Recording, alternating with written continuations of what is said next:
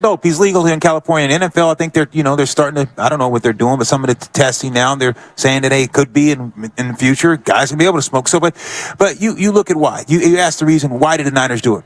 That's what you read. Farrell and those guys wouldn't get home. It's the reason why Farrell, what happened, he let, one of the highest picks in the draft for the Raiders, and what happened? What did he do? So, look, no, not that he's not trying, but the Niners understood, and that's why I'm telling you, the Niners defense have struggled. Gave up 105 yards rushing last week against Arizona.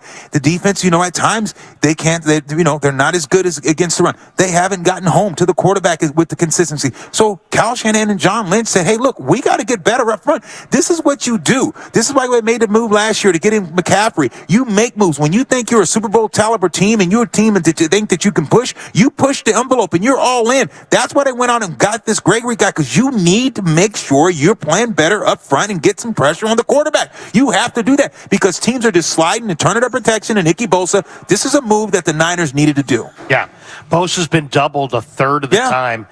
He gets doubled all the time, so that's the problem. He's been doubled 33% of his snaps this year. And when I looked at this, I knew this was a problem in camp because, Drake is a young player. But, man, he only played a handful of snaps last year. Now you're asking him to play full-time. Cleveland Farrell is a great guy. I've interviewed him a couple times, but he's a guy that wants to fake like he's going outside, but knife back inside because he can't really run the loop and get there. He's just a guy. He's just got that foot speed. Yeah, he's not a fast guy. He's never been a top 5 pick. No, he's an average player, but he tries. He's an effort guy. You know that he's going to give you everything he's got, and it's not his fault. He shouldn't have been a top 5 pick, but you know what? Good for him. I'm happy. Don't talk about anybody else's chicken. Let the man make his chicken. So, but the Niners said we got to get better. So Farrell's going to be on this team. He's going to, and you know what? When you bring in another guy, and now you can play in a backup role. Sometimes those guys flourish. They've even played better because now a lot less pressure is on these guys. So it's going to be interesting to see what happens. But the Niners needed to make this move. No doubt. And, they looked at some guys this summer. They brought in Taco Charlton. He got hurt. They brought in Dalen Hayes. He didn't make the team.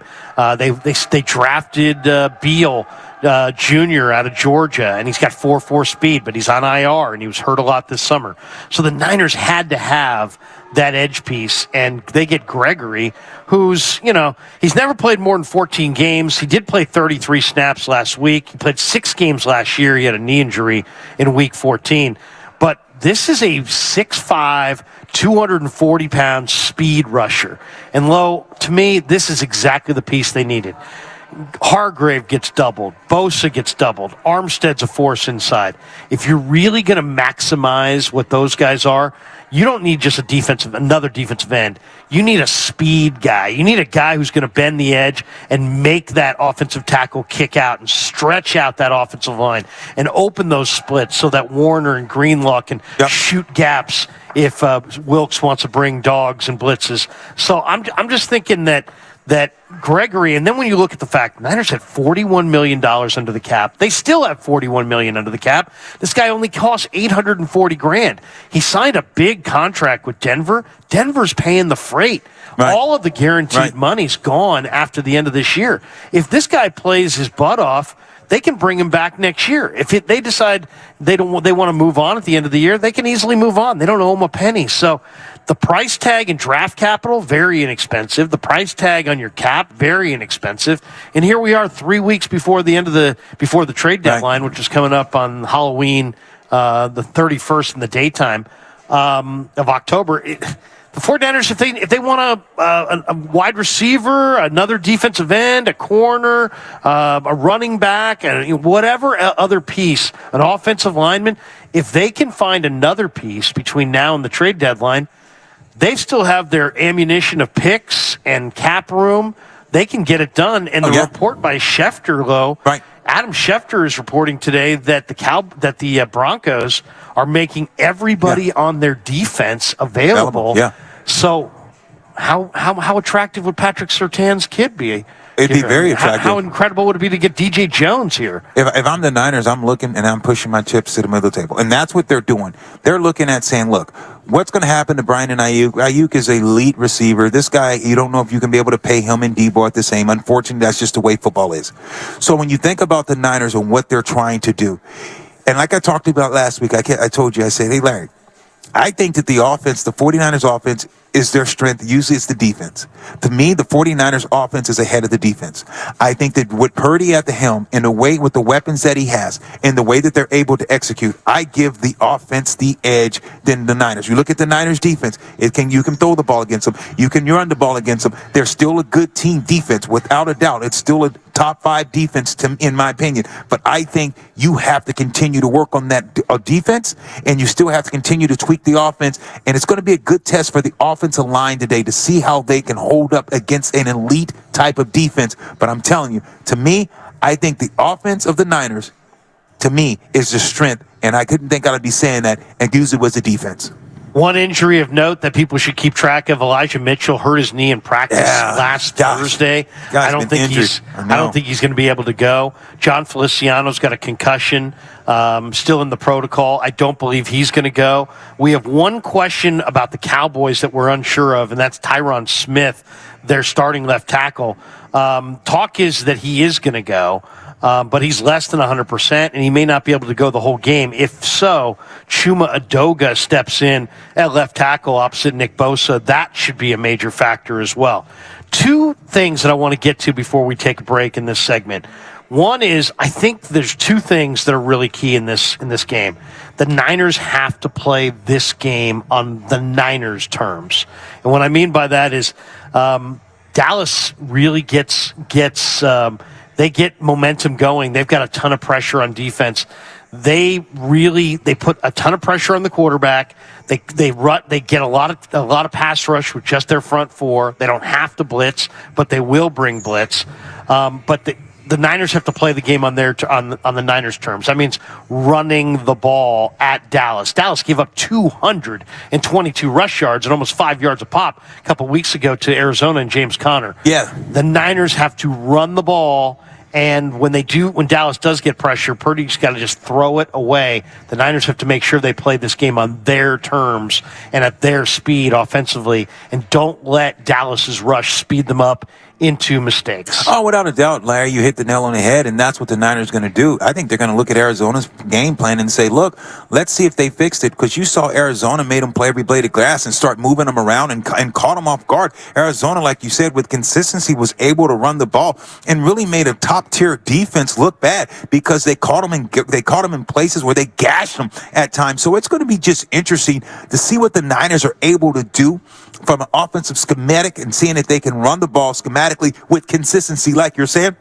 And don't let them get off. This is that fighter where you see a guy like Pacquiao, or you watch how he used to get in guys' face, or Mayweather, and he's always beating them with that jab. That's what the Niners got to do. They got to make sure they're sticking the Dallas Cowboys and keeping them off track, making sure they're putting that jab, keeping that run game on them. And like you said, don't let Dallas Cowboys sit back and be able to come after you, because if they do that, that's when they tilt the field, and that's when it tilts the field in their favor. Yeah, and the big saying in football, make a play, make a play, yeah. Make a play. Nobody ever talks about avoid making the negative play. Right. But that's really what wins football games. And if the Niners can avoid the big negative play that the Cowboys feast on and really thrive on, that's going to go a great distance to determining who wins this game. This may be Brock Purdy and the 49ers offensive line's biggest test to date, isn't it? Oh, no question. It's the 49ers offensive line biggest test. I think this game, I know people, it's cliche. Everyone says football games are won and lost in the trenches. Today is that day. When you get the Cowboys, we don't know for sure if they're going to have their full offensive line, but they're saying this is going to be the first time that they may be all together.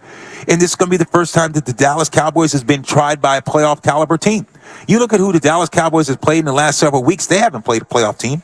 And guess what? Let's be real. The 49ers haven't played maybe a playoff team, maybe with the Rams, though, because I think the Rams are showing people that, you know what, that they're not tanking and they're playing. So that may have been the closest they've played to a playoff team. So neither one of these teams have been tested.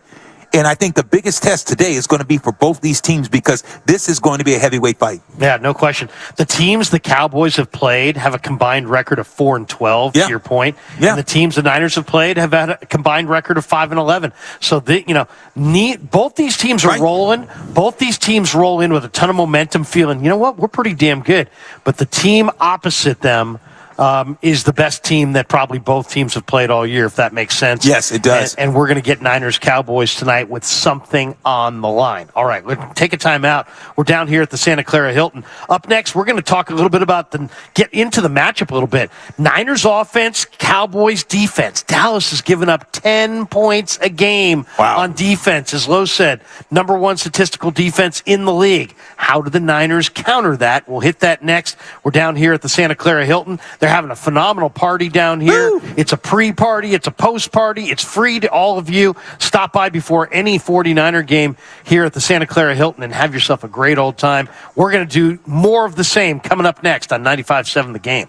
This is an important notice to all U.S. taxpayers. The IRS is giving away billions of dollars in tax savings through a federal program called the Fresh Start Initiative to aid delinquent taxpayers. This initiative was established for anyone facing financial hardship and unable to pay their back taxes. Qualifying and enrolling in this program will stop all collections, settle your delinquent tax problem, and even reduce what you owe by thousands of dollars. Call the hotline at People's Tax Relief to see if you qualify and get this free information by dialing 800-920-4487. If you have unfiled tax returns or cannot afford to pay your personal or business back taxes, you can now get the help you need. One simple phone call can resolve your tax problem and save you thousands of dollars. To see if you qualify and to get this important free information, call 800-920-4487. 800-920-4487. 800-920-4487. So, how's your research going? Surprising! After I figured out the top-rated TVs in our price range, I went shopping for deals. And who's the best? It wasn't the internet, and it wasn't the warehouse club. But? It was video only. They had better deals on the Samsung, LG, and the Sony TVs that got the highest scores. Better than online and at the club? I know! Video only beat them all. And now we can afford an even better model for the same price. My research really paid off. If we buy it video only. Exactly. Otherwise, we'll be sorry. At Video Only, you won't find huge stores with refrigerators or microwaves, but you will find the best deals on top-rated TVs, soundbars, and monitors. Shop around.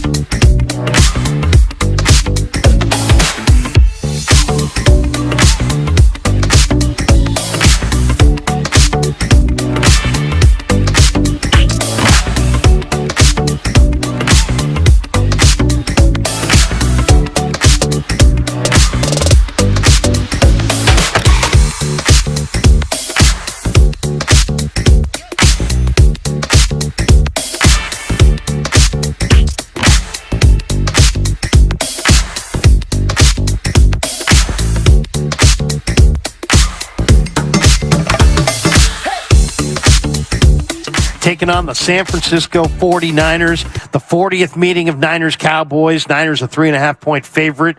One of two unbeaten teams. Niners roll in 4-1. Dallas is 3-1. Philly, by the way, is the other unbeaten team, but they're only up 17-14 on the Rams down in SoFi. Also, Cincinnati's up on Arizona 24-14. Denver's beating the Jets 13-8. Kansas City and Minnesota locked up 13-13. That game's going to be interesting. I think Travis Kelce's out maybe for the year. I don't know if he ripped his Achilles. Really? I saw him make a catch. I was watching the game, and he seemed to make a catch. He falls down and looks back like someone hit him. And that's usually the Achilles or maybe a broken ankle. I think that Travis Kelce, the curse of Taylor Swift. Yeah. There you go. Wow. Too soon, Larry. Too soon. The curse of Taylor Swift. Jacksonville beat Buffalo today in London. Lowe was just saying Buffalo flew in Friday. Jacksonville's been there for a week. Right. And it really showed today. 25-20, Jacksonville beats the Bills in London. Big day for Travis Etienne. Atlanta over Houston, 21-19. Great game, by the way. That was a good one. Desmond Ridder playing really well, 329 yards for Atlanta. Carolina gets blown away by Detroit. Are they real? Tell me about Detroit. Are they real? Are they real? Yes, I do think Detroit's real. Jared Goff threw for 236 yards and 3 touchdowns. Can he get you past the big one, though, Larry? I don't know. Talk to me, Larry. I don't know, because he's just not that mobile, but, man, he's got a good arm. He's got great weapons. Yeah. Jamison Williams came back today. They've got a lot of weapons. I mean, Amon-Ra St. Brown, Jahmyr Gibbs, Montgomery. They got a lot. I love Dan Campbell. They got good talent there on the defense. They added C.J. Gardner-Johnson, a difference maker. So Detroit's 4-1. Indy over Tennessee 23-16. Huge day for Zach Moss. Tell me about Tennessee. Is it over for Tannehill? Is that area over? Tannehill, he's free agent at the end of the year. I think they're probably going to move on from Tannehill. That'd be my guess. There's talk that they may trade him before the end of the month. But how about Zach Moss? Yeah. Jonathan Taylor gets the extension, big money deal, but Zach Moss is like, hey, man, what about me? 163 yards for 2 touchdowns for Moss. Miami beat the Giants 31-16. How about A-Chain?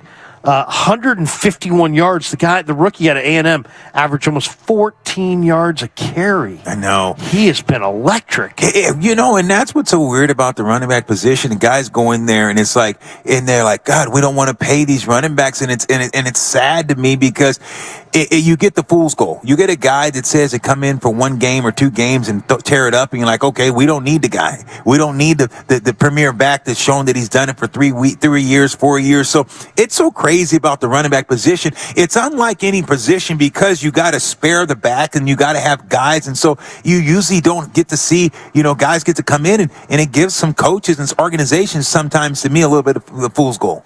Couple other games. New Orleans slapped around the Patriots at Foxborough, 34-0. This might be the end of the Belichick regime here. Mac Jones had 2 picks. How about this? New England on 3rd downs, 1 for 14. Wow. 1 for 14 on 3rd downs. How's Tom Brady? Tom Brady's not there anymore. So wow, 34-0 to the Saints. And this is the second week. This is the second week they got selected. Is this it for Bill? You think they got no weapons? They got no weapons. And where do you put that? Yeah. So do you think Belichick, the general manager, has let down Belichick, the coach?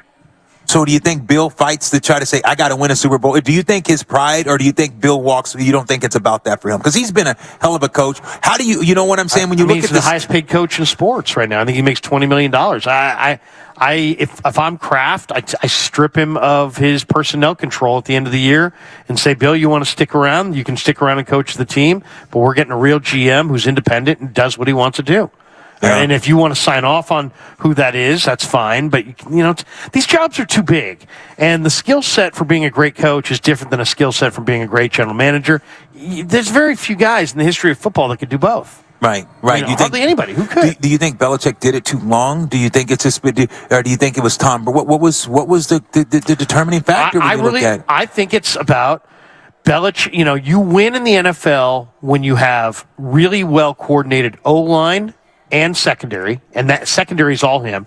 But you also win in the NFL by the guys who touch the football. Right. So the Dallas Cowboys were great. You mentioned Barry Switzer. Barry Switzer's a borderline NFL head coach, Right. but they still had Aikman and Emmett and Irvin and Novacek and the guys who touched the football. Look at the last time the Niners won the Super Bowl. Steve Young, Ricky Waters, Tom Rathman, or bar none, I should say. Right. John Taylor, Jerry Rice, Brent Jones. Look at the Dallas Cowboys and the triplets of the 90s, Right. the same guys we just named. Look at Mahomes. He's got, he had Tyreek Hill and he had Kelsey and special weapons. Now he's got Pacheco. And then look at New England. They had Gronk, special. Brady, special. Julian Edelman, special. So they had some really special guys who handled the football. Now you got Mac Jones, and Mac Jones obviously doesn't have very good weapons, and it really shows. 1 for 14. New England couldn't even run it today. 2.5 yards a carry against the Saints. So that was stood out. Pittsburgh beat Baltimore 17-10. Bears got a huge night out of DJ Moore the other night, and they smoked Washington 40-20. And then tomorrow night to wrap up Week 5, Green Bay and the Raiders from Vegas. Also, 2 baseball scores: Texas, Baltimore. Boch up to 1-0, looking like they're going to go up 2-0 on Baltimore. Rangers lead the Orioles 10-5 in the 6th. And later tonight, Dusty's Astros against Minnesota. Framber Valdez and Pablo Lopez. Game 2 of that one, Houston up 1-0 in that playoff series. All right, let's talk about the Niners offense, because this is a huge night for the Niner offense. Dallas's defense is amazing, though. They allow 10 points a game. I just think that the key to this game for the 49ers on offense, you have to stay ahead of the game on the chains and on the scoreboard. Right. Where Dallas gets crazy is when you get to 3rd and long, or you get down 10 points to 14 points, and then their pass rush overwhelms you and the whole thing steamrolls out of control. To me, if there's one key in this game, you got to stay ahead of the chains. You got to stay within an arm's distance on the scoreboard. Right, and that's what's going to be interesting to see how Purdy executes this offense. Because listen, everyone said it till he hasn't been tested. I disagree. The guy hasn't lost a game when he's played the full game. You think about the one game, Philadelphia. Philadelphia I think they'd still probably win that game, but who knows? Because that game was in Philly. So when you look at Dak Prescott and you say, you talk about these 2 quarterbacks and what's going to be to tell the tape and who's going to outperform who, I don't think Purdy looks at him competing against Dak Prescott. I think Purdy goes in the game and he says, okay, Cal Shanahan, I trust your system. I think this guy studies. I think he studies tendencies. I think when you look at Brock Purdy, the way that he orchestrates the offense, he says, okay, this is what I got. I got cover 2. Meaning 2 safety deep. I got cover 1. I can tell they're coming press man. I know that if I'm going to throw a fade, I'm going to throw a back shoulder, and it's going to be to Ayuk or it's going to be to Debo. And I understand with 1, 2, 3, the ground belongs to me. 3, 4, 5, I understand that I'm getting ready to let the ball fly. And when he throws that, he's saying, okay, they're running, and I'm going to throw the back. And I know by timing, because we've done this enough, I'm going to only give my receiver a chance to catch the ball. When I know that this 3rd and 3, and I know that, look, the DB's playing inside shade, I know that he's taking away the inside shade so I can't hit my slant. So he's saying, okay, on that 3rd set, he knows that guy's inside. I know either he's going to push him outside, my receiver, push him outside, and then once he opens up his hips to recover outside, I'm going to let it go to the spot inside. So that's what I think that you're going to see tonight. Purdy's going to say, I have to understand who I'm going to trust. And that's why him and Brandon Ayuk have their own target, because he understands and trusts. If Ayuk's going to get in there, he's going to beat him in. And you might see an interception like, where the hell is he throwing that ball? Because he's trusting his receivers. He's trusting his tight end. And I think tonight, hey diddle diddle, Kittle down the middle. That is going to be a game break. I think Kittle is going to, we said, where is Kittle? And everyone talks about all Ayuk and Debo. I think Kittle tonight will be big. Yeah, no, I totally agree. In fact, the softest part of this Cowboys defense is their ability to defend the tight end. They give up a 57% success rate, 20th in the NFL defending the tight end. And if you look at the Cowboys, they're really good defending outside, but in the middle of the field, they've struggled. That's where Kittle should be the main option I tonight. agree. How much do you believe in Brock Purdy? This is a huge game for Brock Purdy. If Brock Purdy lays an egg tonight, there will be the national narrative that, against the best teams and the best Super Bowl contenders, that you can't win with Brock Purdy. If Brock Purdy has a huge game tonight, I think nationally tomorrow morning is his coming out party, and all of a sudden it's like Brock Purdy is as good as anybody. And I ask you this because I asked Kyle Shanahan this week. I said, what do you say to the people who say that Brock is simply a product of your system? And I couldn't even get the question out before he's like, it's ridiculous. It's a ridiculous idea. He said he's done it. He's done it on the road. He's done it at home. He's come from behind. He's done it in the regular season. He's done it in the playoffs. He's done it in every scenario. And to say that he's a product of my system is ridiculous. Other people push back and said, well, what's he going to say? What's he supposed to say? Well, he could have said a lot of things there. Yeah, he really could have, Larry. And I think that I'm with Shanahan. And here's the deal. I said, hey, look, I remember, Larry, you talked about last year early in this, when he took over, you're like, hey, this guy's going to be pretty good. I said, I still need to see more body of work. And that's what I told you. You were on Brock Purdy early, and I wasn't on as early as you because I wanted to see his body of work more than that. I couldn't just say after 2 games, oh, this guy's Joe Montana. And guys were saying that, and they were lucky. Let me tell you, because it's impossible after 2 games to sit here and compare this guy to Joe Montana. It's impossible to compare this guy to Tom Brady after 5 or 6 games. It's impossible. But now you've had enough body of work because he's played against good defenses. He played against Dallas last year in the playoffs. He's played against, he won 10 straight. So this guy's played good football. So when people say now, oh, if he doesn't play, if he has a bad game, listen to me. If for people to sit here and say, if he doesn't live, he loses tonight, now we get to see what happened to Brock Purdy. Nothing. Tom Brady's lost. Tom Brady wasn't undefeated. You saw Josh Allen lose to a backup quarterback when they played against Buffalo Bills, and they go out and motorboat the Miami Dolphins. People are crazy when they sit here and say, if he doesn't play well tonight, and they say this guy's not a starting quarterback, you're losing your mind. So, yes, I'm with Kyle Shanahan. He doesn't have to play great tonight to say that this guy's not a good quarterback or he's not a quarterback for this system. Brock Purdy is shown that he can play in this system and he can execute this offense. And guess what? Jimmy G couldn't execute it as good as him. Guess what? Trey Lance couldn't execute it as good as him. Guess what? There's a lot of guys that we've seen in this offense that has not been able to execute it against as good as Brock Purdy. So that makes Brock Purdy good at executing the offense, and it makes him a good quarterback. So forget everyone else, what everyone else is saying. Jimmy G, guess what? He's not here. Trey Lance, first pick in the draft, he's not here. What does that tell you? This kid has executed this offense. So with all these naysayers, just think about what you're saying. And everyone wants to just say, I told you so. That's the world we live in, brother. That's the world we live in. And just because we live in it doesn't make it right. Yeah. Since Brock Purdy took over in that Dolphin game last year, that was week 13. It was December 13th against the Dolphins.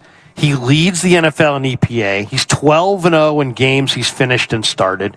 He's got 18 touchdowns and 4 interceptions. He's got the highest passer rating in the NFL. The Niners have averaged 32 points a game, and they've scored 30, at least 30, in 10 of the 12 games. Lo, I gotta ask you about last week. Most of these pregame shows, we spend the majority of the time looking forward, as we should. But we'd be remiss if we didn't look back to last week. Brock Purdy against Arizona, Lo, completed 95% of his passes. Amazing. 20 of 21. He's getting the ball out in 2.56 seconds, which is quite a bit faster than what he was getting the ball out last year at. That's the 6th fastest rate in the NFL. So he's a very difficult guy to sack. He's got a ton of weapons. But here comes Dallas, and they lead the NFL. They got 10 takeaways. They play a ton of cover one, 63% cover one with a single high safety. They're only giving up 10.3 a game. They're blitzing 31% of the time as well, which is the 7th highest blitz rate in the league. And they're an explosive D, Lo. They've got 14 sacks. They've got 7 picks.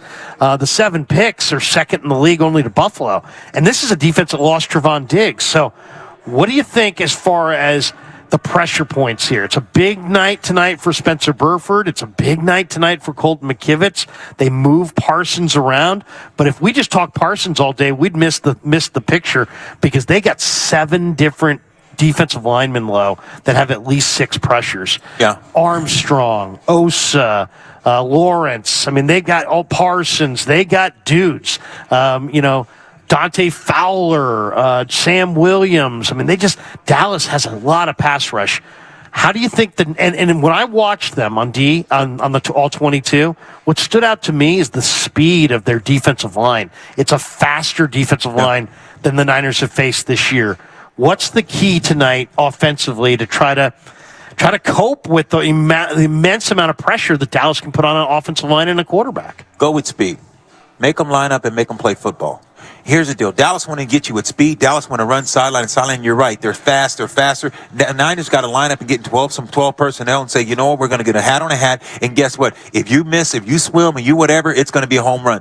Here's the deal. I look at Kansas City Chiefs. Kansas City Chiefs cannot win a Super Bowl without Travis Kelce and without Mahomes. We get that. Yep. So, but Mahomes can play, and he don't have Kelce. They're not winning. And I think that they're done. You look at the Niners. The Niners, you can have Ayuk out, you still got a chance. You can have Debo out, and Ayuk's there, you still got a chance. I think the Niners can't win a Super Bowl without one guy on this team. Of course, Brock Purdy, let's talk about the quarter. We know that they need him. But I think that the other thing that they can't win without, for me, more than anyone, is Christian McCaffrey. I think if you look at Christian McCaffrey, what he brings to the table, and where I'm going with this as I digress, only reason I'm saying that, I think that he's going to have to play big tonight because you're playing against a fast defense that can move. But you line up in 12. Now what are you going to do? You got to have a hat for a hat. The Niners got to say, look, we understand that Dallas is quick and they want to get on him, but if we can get a hat on a hat and get some double teams and make some things happen, we're going to have some creases. We're going to gash them. So I look at the Niners to get in some 12 personnel. So that means 2 tight ends, 1 back at times. Look at them go some 21, of course, with Juszczyk. But they're going to try to put a hat on a hat, and that's how you do it. When you're going against a fast-moving team, you get a hat on a hat, and you say, let's double team, let's tray up, let's ace block, tight end and tackle, tray up to the backer. Let's get some double teams. Let's create a new line of scrimmage. That's what the Niners have to do tonight. You got to run some man blocking, some straight guys and straight on them to create a new line of scrimmage. That's how you slow down a fast-moving defense. It's so funny. A guy that you knew very well, the late, great Junior Seau, Chris Forster was asked about Micah Parsons. Yeah. Who does he remind you of? He said Junior. And if you think about it, and Forster painted the picture. He's like, look, you run away from Parsons. He's got unbelievable quickness, Nightmare. and he reads it, and his pursuit ability is the best in the league. Run at him. You run at him. He throws away the block like tissue paper. He comes firing off the block, and he throws down the ball carrier. So you got to pick your poison. I think the best, most effective way to deal with Parsons is the most effective way to deal with Junior. Tell me what you think about this. I just think that you can't give him. First of all, they move Junior all over the place. They move Parsons all over the place. He's in the A gap. He's off the right side. He's off the left side. Last year, he had more snaps against Trent Williams than he had against McGlinchey. So he loves to rush off that defensive right side. That's his favorite spot. He also will go off the left side. But I think it's the kind of thing where you got to combo block Parsons with a bunch of different guys. You got to crack back on him with a wide receiver. You got to have the fullback go in motion and crack back on him. You got to have the tight end pick him off on the side. You got to have his head on a swivel at the snap, showing lots of eye candy like Shanahan does, but then block him from different angles just so he's a little bit hesitant. A little hesitation is the best that you can do against Micah Parsons, I think. No question, and that's what we're saying pretty much the same. You double team him, you get another guy, like you said, you come in and you allude that you come down and block. Hey, Parsons, I'm coming. Let him know you're coming down, and he's going to look, he's going to see you coming. Hey, crack. And you make him, like you said, pause his speed, hesitate. Now you get 2 guys on him, and the guy doesn't block him. He goes up to the next level. You make him say, man, and you have a guy come off and say, I'm going to cut him. You check, you cut his outside. Backers don't like to be cut. Guys don't like their legs. They want to protect your legs. You get him down. You cut him. You chop him. You make him protect his legs. You make him get his hands down. And you, like you said, you get scoop blocks. You double team up to him and get a hat on a hat. You make sure that you say, look, you can't get beat over the top. You can't let him backdoor you. So you got to get your inside foot, be stiff in there. And now you come and you say, we're going to put 2 hats on this guy, and we're not going to let him beat you because he can single-handedly wreck a game because of his athletic ability. No doubt. And you got to feature CMC. He's on pace for over 2,500 scrimmage yards. He's, leads the NFL in rushing yards, rushing touchdowns, touches. The guy's amazing. He accounts for almost 40% of all the Niners offense this year. You got to feature CMC. The one thing that really stands out in looking at the Dallas profile statistically, they're 26th in the NFL yards per carry against. James Conner in Arizona 2 weeks ago gashed him, man. 7-7 a carry. I wouldn't mind seeing a little Jordan Mason, who's, you're not going to have Elijah Mitchell, but how about a little Jordan Mason, trying to do a little bit of what Connor did to Dallas?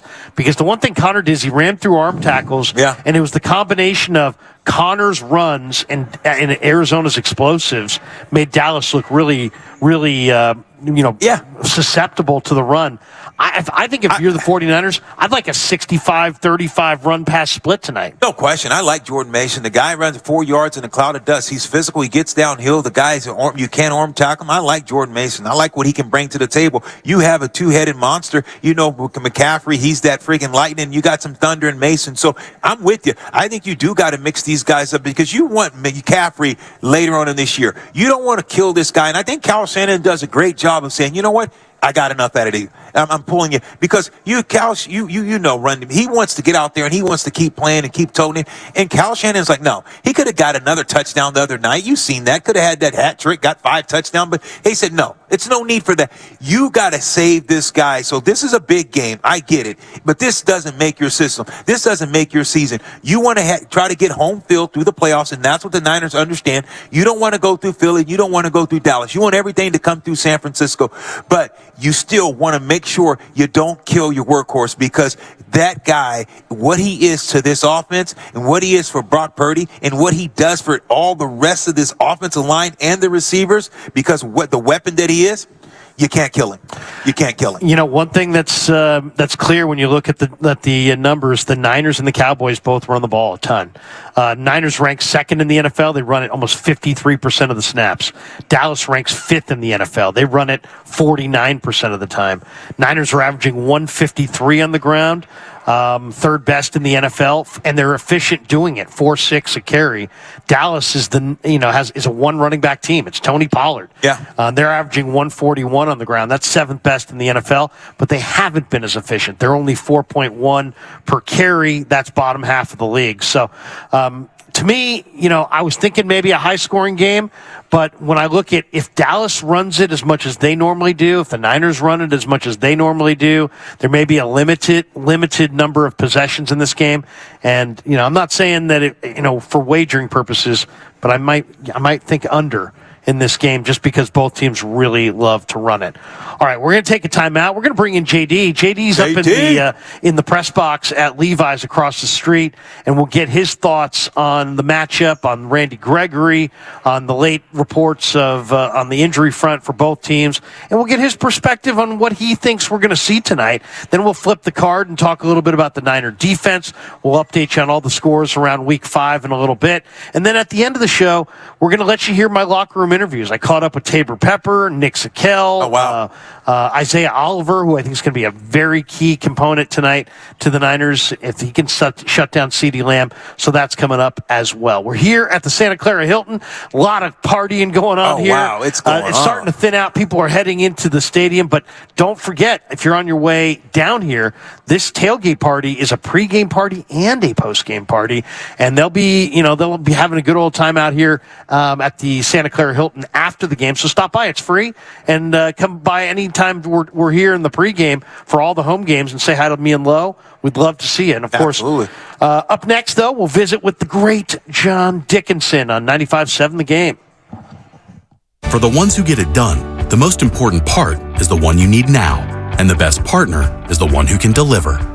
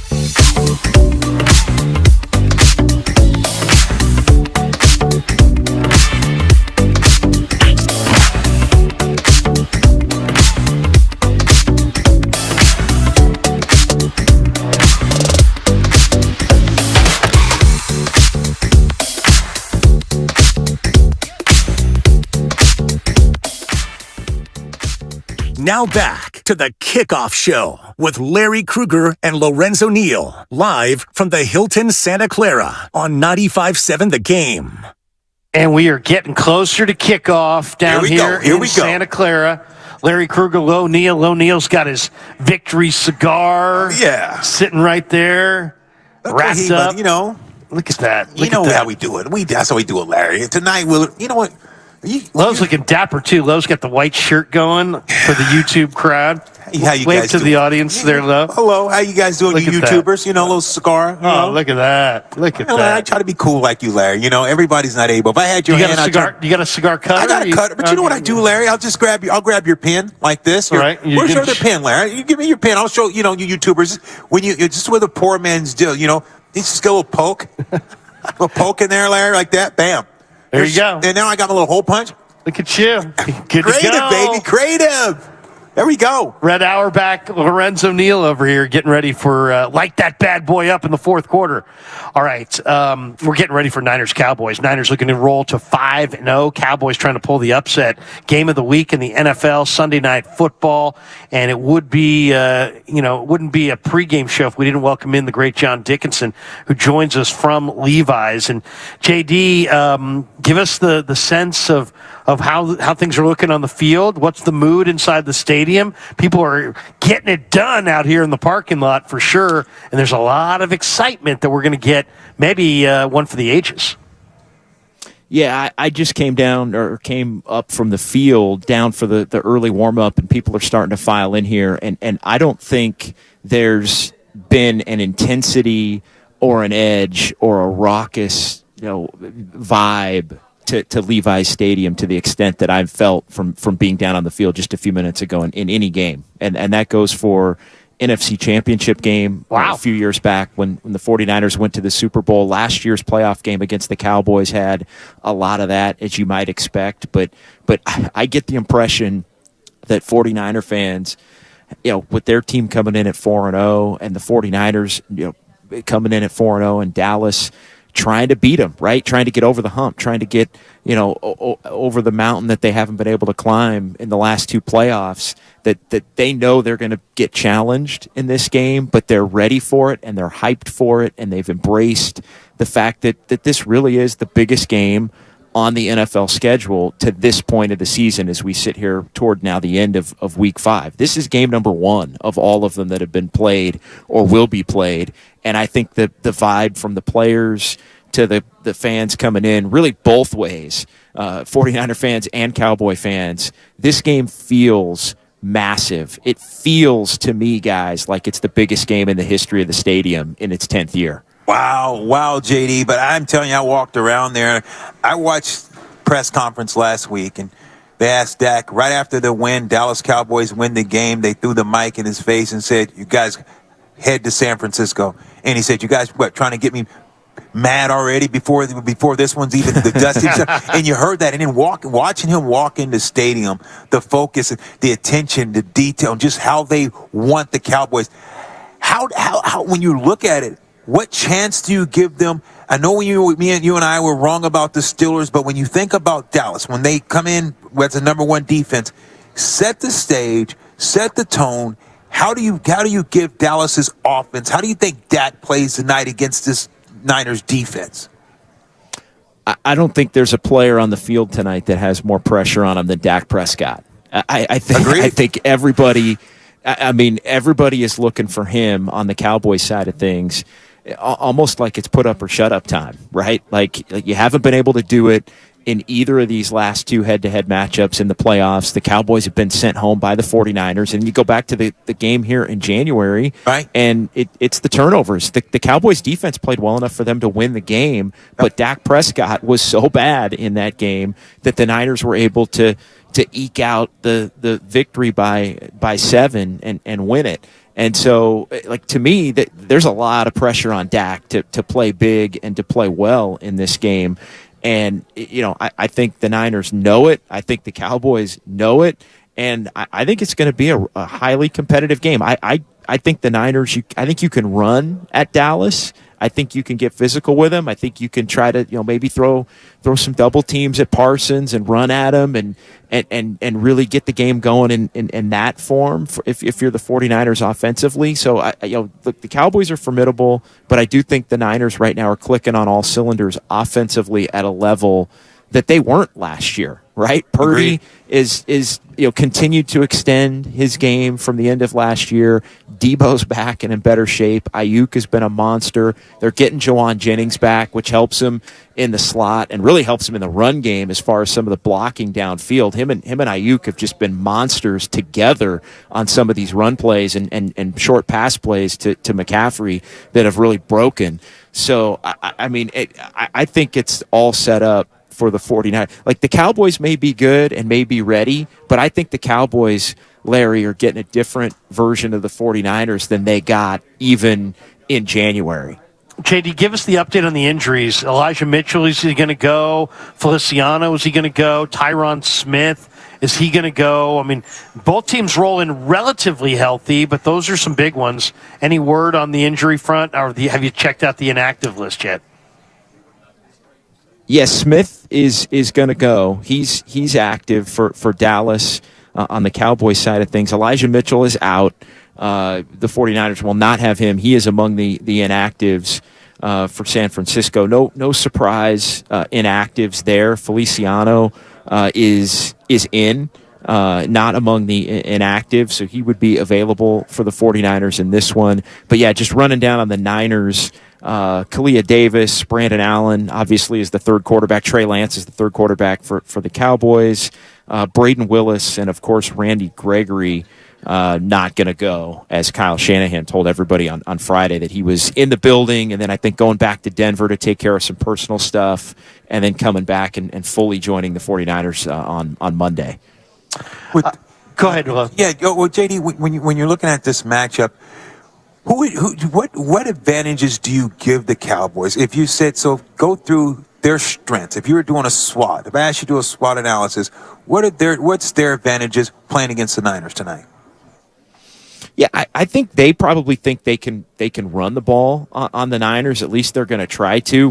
We'll see about that. I think they probably feel like if they can get Micah Parsons moved around into some spots where the 49ers are maybe vulnerable against the right side of the offensive line, that they can maybe make some things happen. To me, they need a big game from Parsons if they're going to win. They need Dak to be solid, not turn it over. They need to be able to run the football, and they need Micah Parsons to basically blow the game up and be in the backfield and making plays and forcing turnovers. The Cowboys, to me, guys, are front runners. The Cowboys, you look at the way their season, their season's played out. You look at the opening week against the Giants. They come out, they get the lead. They're making plays on special teams, defensive touchdowns.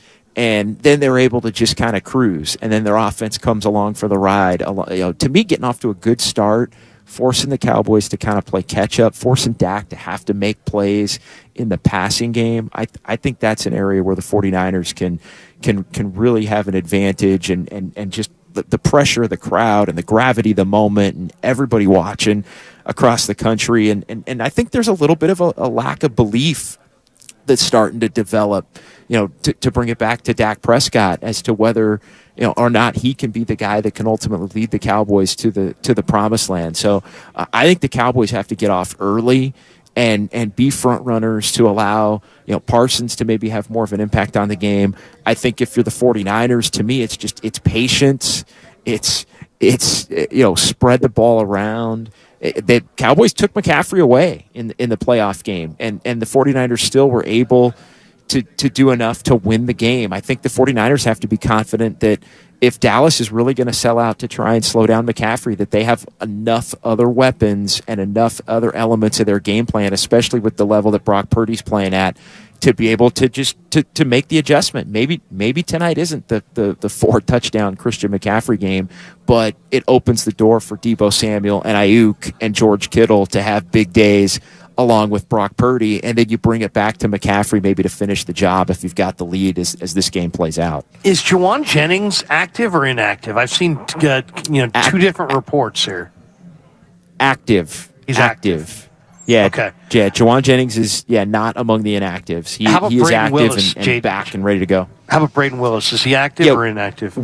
Willis is inactive. Inactive. Yeah. Okay. It's Zakel. I'll just give you the full inactives. It's Allen, Zakel, Allen, the third quarterback, Kalia Davis, Jalen Graham, Elijah Mitchell, Braden Willis, and then Randy Gregory, who joined the team on Friday. Interesting. What's your thought on the Randy Gregory trade? Lo and I kind of talked about it. To me, it just seems like just an absolute no-brainer. I love this trade. It doesn't impact the Niners' cap. They're barely even moving back in the draft. I mean, they may wind up, if they win the Super Bowl, at the final pick of the 6th round. Denver could wind up at the worst record in the league. They literally could be moving back one spot and getting Randy Gregory for virtually nothing. What'd you think of the move? I really liked it. To me, it's low risk, high reward, and I think we've talked about this, Larry, at different points. The fact that if there was one area of this team that the 49ers really stood to improve, for me it was adding another pass rusher into the mix. I think they do have enough on the interior. I think Bosa is obviously, the numbers are going to catch up with the way that he's playing, and he's going to start generating sacks. I like Drake Jackson. I like Cleveland Farrell. Nothing against them, but just to have one more guy in the mix that's a high-end talent that can get to the quarterback in what I view is kind of a pressure-free situation for him. Sure. And to me, if Kasarik signs off on it and wants him, then I think that's a hell of a sign that he thinks, hey, this guy's talented, and you're not going to need him to go out and play a ton of snaps and to necessarily put up numbers all the time to impact the game. He's going to be able to get numbers based on what everybody else along the 49ers defensive line is doing. I think it takes some heat off of Bosa.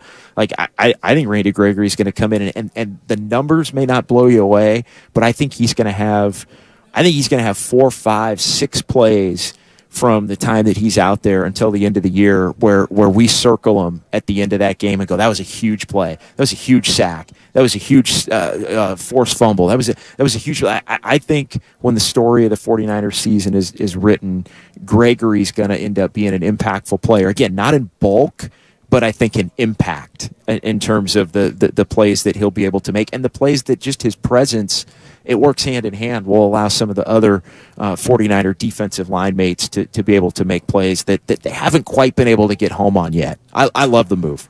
So do I, JD. JD, tell me, kind of give me your overall view about both these teams. What's trick and what's treat? Both these teams haven't played really a playoff caliber team. Tonight is going to be the first match. Both teams have played teams with losing records. Not in, 11 games played on. I think these teams together is 5-11. I think the Dallas is 4-11. So when you look at that, what is going to be the biggest test for both of these teams for victory? Yeah, I mean, to me, I think like I said, I think Dak is the biggest test, question mark, all of the above for Dallas. I think the 49ers have been more impressive than the Cowboys to this point. We can go through who they've played and records, and I mean, when have the 49ers in their first 4 games been unimpressive? They dominated Pittsburgh. They handled the Rams, who I think are a better team than we all thought, in the second half to win that game. The Giants game turned into a rout, even though it was a little clunky early offensively, and maybe Purdy didn't have a great game. And then they jumped on Arizona. Arizona, to their credit, fought back, and then the 49ers put the game away. So to me, it's a little bit of a different, the Niners, to me, have checked all the boxes. I don't think there's any trick to them at all, though, to look at it that way. And then, as you look at the Cowboys, they haven't been, the Patriots are a mess. Right now. The Giants are a mess. True. And the Cowboys, to me, they go in and they lay an egg in Arizona and look unprepared to play in that game, and they get down big and they can't overcome it. Almost like they were looking ahead 2 weeks. Now, not looking ahead 1 week, but they were looking ahead 2 weeks at the game that they were going to play here tonight. So I think the Cowboys are a really good team. I think they're probably the third best team in the NFC still, I think, from what we've seen so far. but the opponents that they've done it against to this point, and the way that they've done it has just been less impressive. They look more vulnerable. They just flat out don't look as good. Like, we can debate Niners or Eagles right now based on everything that we've seen.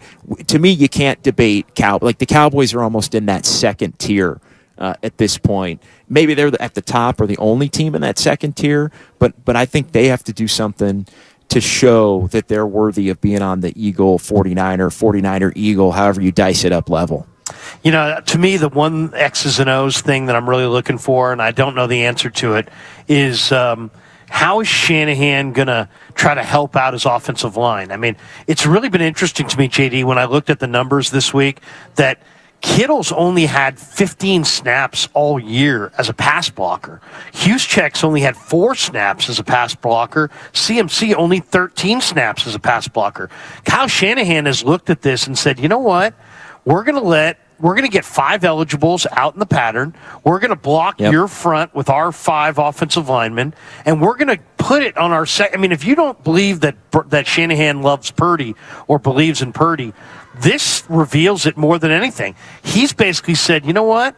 We're not going to help our line. We're going to have 5 in the pattern. You're going to have to defend the entire field, and we're going to put it on our quarterback to be able to make decisions quickly, decipher where to go, and get it out efficiently with no extra protection. Dallas is such a ferocious rush, JD. What do you think? Is it more of the same and 5 eligibles all night, and it's all on Brock to make it happen?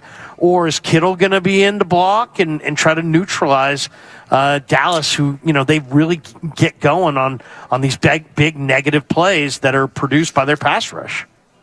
Yeah, I'm inclined to think that it's as it's been going into it, and maybe you have to make an adjustment as the game goes on. But my gut is that there probably will be a little bit more extra protection tonight, just an extra emphasis on number 11 in the white jersey tonight. Like, to me, that's what it comes down to. You got to account for Parsons. He's the guy.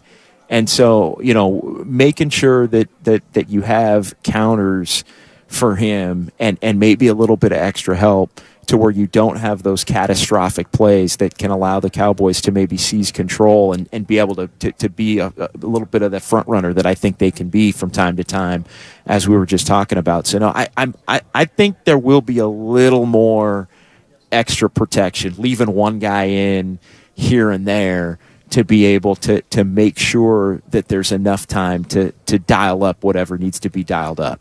JD, you got the Niners winning, but you got them scoring. Is this Dallas defense? Are they for real? Is this a low-scoring game? How do you see this game and the score?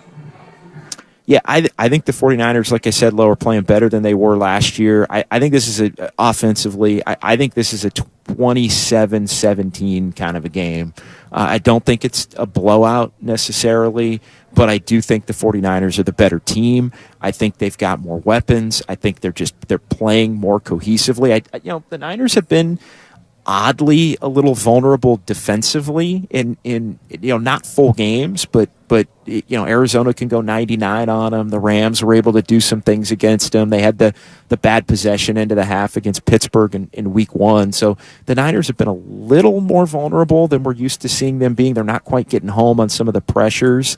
So I think there will be points to be had for the Cowboys in this game, but my question is, can the Cowboys cash it in the red zone? And that's where Dallas has really, really struggled and where Dak has struggled. So I think the Cowboys have some chances, but they can't quite punch it in. I think the Niners punch it in more than Dallas does, and that adds up for me to a 10-point win. I like the Niners tonight, 27-17. Yeah, and just to back that up, Niners red zone touchdown percentage, 67%. That's 7th best in the league. Dallas red zone touchdown percentage, 37%. That is 30th in the NFL. You might be right on that one, JD. JD, we'll see you up there, and always great to get your analysis, man. We'll see you up in the press box, and thanks for the time. Sounds good, fellas. You're the best, JD. There you go. John Dickinson, who's a great follow on Twitter and does a phenomenal job for 95.7 The Game, covering all these teams, going on the road and being our reporter, and he does a fantastic job. we are going to flip the card and talk a little bit in the next segment about the 49ers on the defensive side of the ball. Yeah. The 49ers have, the 7th best defense. Dallas offensively is 16th in the NFL. But let's update some scores from around week 5 before we take a break here. There's some finals that have come down here. Eagles are now undefeated, 5-0. They beat the Rams 23-14 at SoFi. Tough battle there, but the Eagles prevail. The Bengals beat the Cardinals 34-20. Somebody's happy. I know someone in 95.7 game's happy about those Bengals. So the Bengals get a 2-touchdown win there over the Arizona Cardinals. Earlier today, Steelers over Ravens 17-10. Oh, that was an ugly game. Yeah, it was ugly. Those teams always play ugly games. Patriots lose at home to the Saints 34-0. Wow. Dolphins keep it rolling. They beat the Giants in South Florida 31-16. Colts over the Titans 23-16. Lions are 4-1. They get the win at home over the Panthers 42-24. Falcons edge the Texans 21-19, but the Texans are playing really, really well. Yeah. In London early this morning, Jacksonville beat Buffalo 25-20. Jacksonville, we mentioned before, was there. They played in London last week, stayed in London all week. Buffalo flew in Friday morning, and you see the difficulty of that, of the travel. And then Vikings-Chiefs. Vikings have the ball with a minute to play in the fourth quarter, and they're 3rd and 1 on their own 28. The Chiefs have a 27-20 lead against the Vikings in that one. And the Broncos have the ball at home against the Jets. Jets have a 24-21 lead. Wow. There's only 45 seconds in the game. 2nd and 10. Denver on their own 41-yard line. So they need a field goal. So who knows? Maybe Denver can force overtime if they can make a couple pass plays and get into field goal range. And then, of course, Monday night, Raiders-Packers in Las Vegas. Bears smoke the Commanders by 20 Thursday night to get things rolling.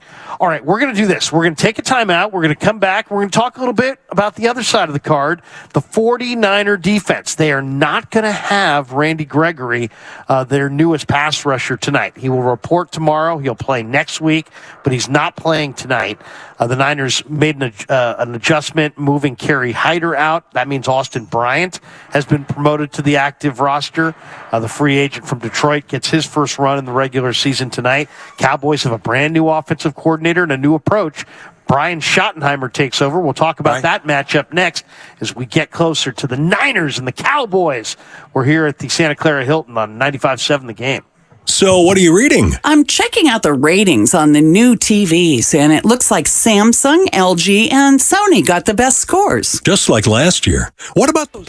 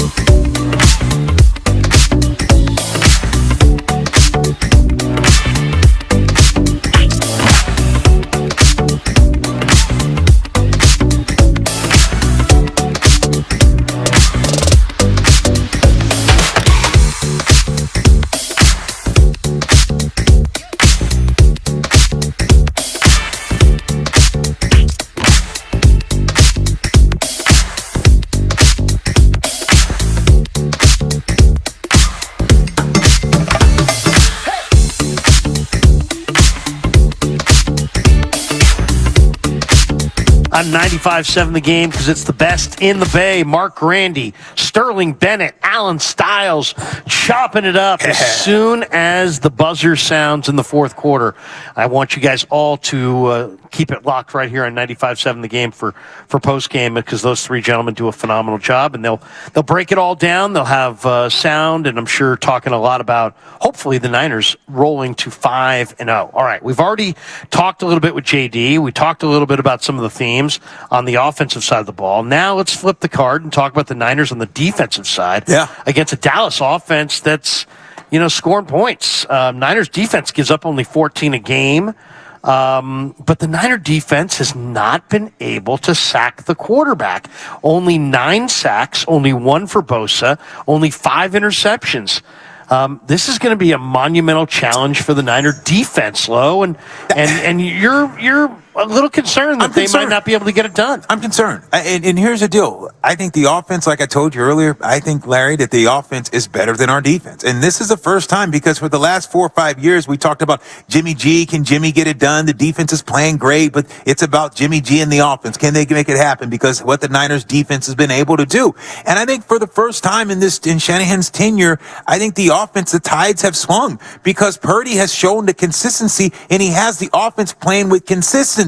And I think that's why I give the lean to the offense that they're going to have to play big tonight to win this game.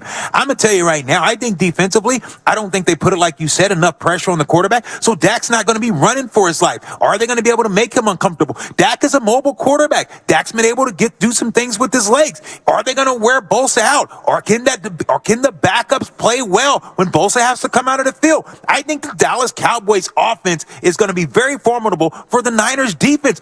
We talked about earlier this year, Larry, the question marks was, hey, how's the Niners corners? How is the secondary? People said, the secondary we don't know about.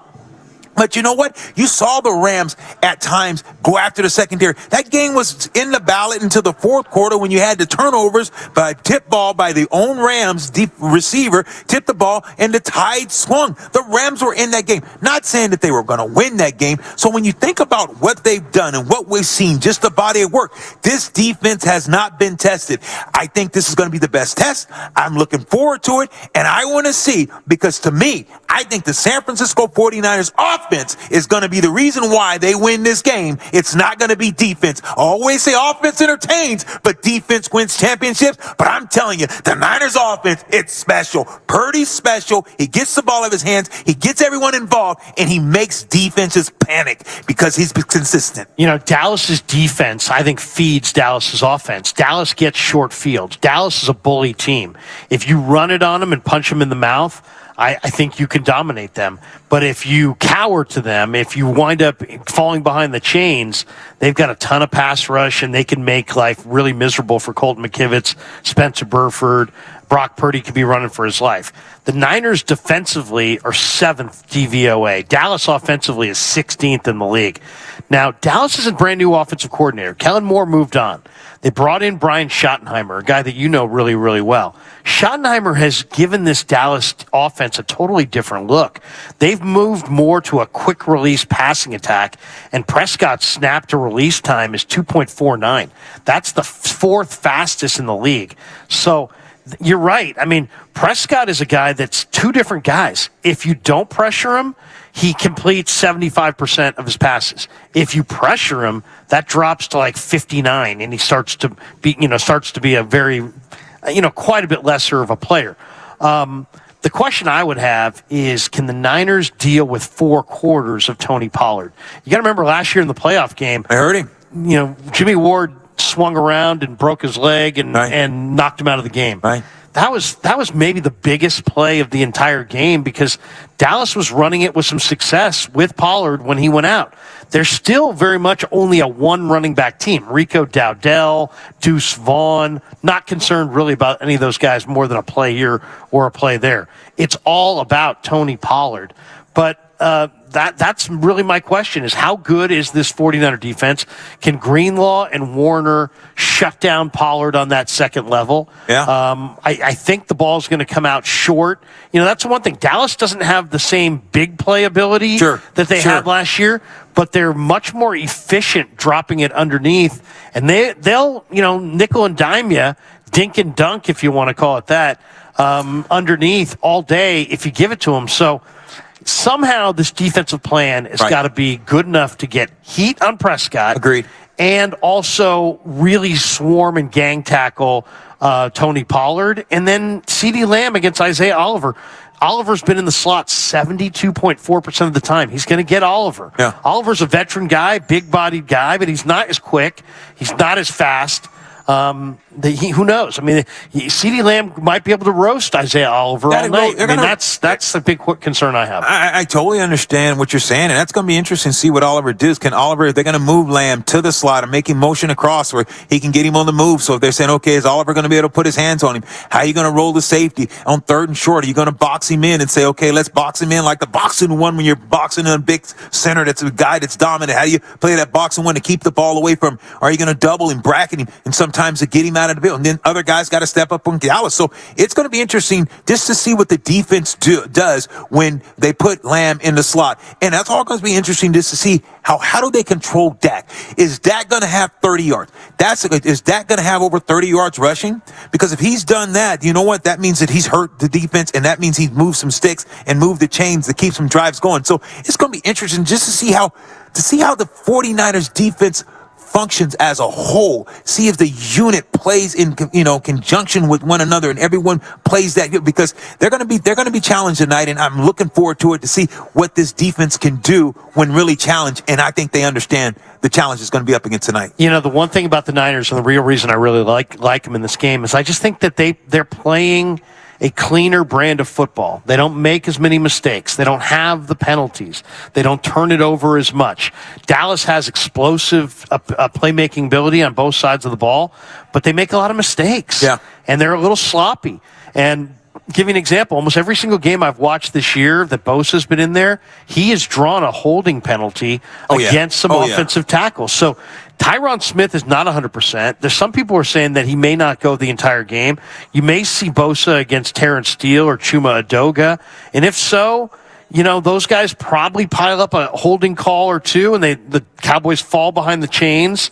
But to me, that's really the key. The key is 3rd down, too, as well. The Niners have to win on 3rd down. Dallas is converting offensively 51.6% of their 3rd downs. That's number 1 in the NFL, though. So to me, it's about what happens on 1st and 2nd down. Can you get Dallas into some 3rd and mediums or 3rd and longs? Right. If it's 3rd and 1 all day, man, it's going to be really tough with this Cowboy offensive line. But it is. If they can get them into 3rd and 5, 3rd and 8, Yep. then I think you might be able to feast on Prescott. You might be able to dial up some pressure. And also, for the 49ers, it's about tonight, really, especially when you're playing a great team, you're complimentary football. Brock Purdy, instead of trying to make a play on 3rd down, if it's not there and you're getting blitz and you don't have the numbers, throw it away, punt. Give your defense, try to see if you can down it. Mitchell Wishnowsky has been awesome. He has. Downing it inside the 20. See if you can pin them inside the 20. Make them prove that they can drive the length of the field without falling behind the chains against your big-time defense. I think that's probably the best game plan against Dallas. Don't give them short fields. I agree. Other guys are going to have to make plays. That's what it comes down to defensively, Larry, tonight. It's going to be a battle of attrition. Because the Dallas Cowboys, they're going to make sure they put a tackle and put a tight end on Bosa. Say, let's move where he's at, and let's try to make sure that the tight end and bring a back over. Like you said, he's been doubled and tripled 33% of the time. So who are the other guys that are going to step up in this pivotal game tonight to say, look, we know Nicky Bosa's getting doubled. So that means there's 3 other guys that have one-on-one matchups. Who is going to win their one-on-one matchups in those 3rd down and 4 and 5, like you're saying?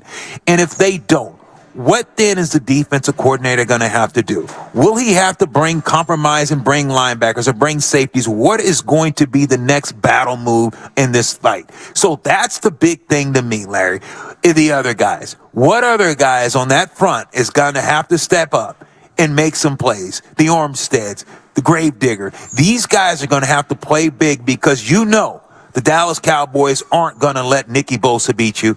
And just like the 49ers aren't going to they're going to make sure they have a hat on a hat for Michael Parsons and double team him and hit him and triple team. That's what the Niners are going to do to Parsons. And Dallas Cowboys is going to do the same thing to Nicky Bosa. So how does that work and how does that look for the other guys for both these two teams? I think that's a huge question. Absolutely a huge question. I'll tell you the other angle on this thing that I think is big. Last year when these two teams met, Dallas had Dalton Schultz at tight end. Dalton Schultz has now moved on. Right. They got Ferguson. I don't think Ferguson's the receiver that Schultz is. No, he's not. So I think that hurts Dallas a little bit. The other thing is, how are the Niners going to defend CeeDee Lamb? I know they're going to have Isaiah Oliver on him in the slot, but can you move those linebackers drops so that they're dropping in front of him, so that they're giving Prescott basically almost two windows, like a bracket coverage. Absolutely. Where he's got to throw it over Greenlaw, but in front of Oliver. So you're playing conservatively to not give up the explosive play over your head. Oliver he's playing behind the guy, not in the trail, but just a little bit, giving him a little bit of space, but then forcing Prescott to layer it over the linebacker. I think if they do that all night, and make it difficult for Prescott to go to Lamb, I think that's going to help them quite a bit, because this Dallas team doesn't have, it's not like these other weapons are spectacular. No, Brandon Cooks, Michael Gallup, Jalen Tolbert, they're all right. Kevontae Turpin, they're all right, but Lamb's clearly their number one guy, and he's going to be looking a lot for Lamb. He is, and like you said, the Niners scheme-wise, they're going to have to make sure they double him.